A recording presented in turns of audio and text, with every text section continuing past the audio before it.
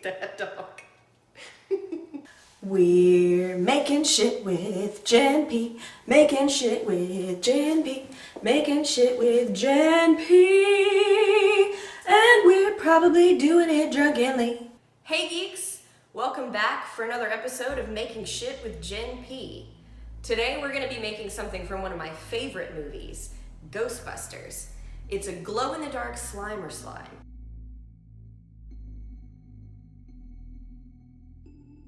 So grab your drinks and get ready, because we're gonna make some shit.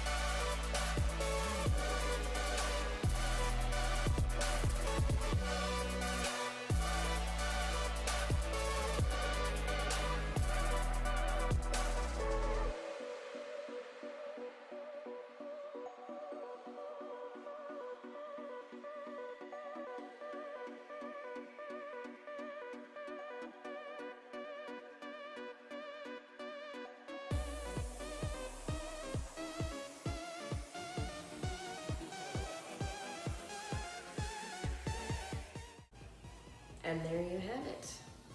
Our glow-in-the-dark Slimer slime. Ready for your disgusting enjoyment. And enjoy these drinks responsibly. Don't eat that dog.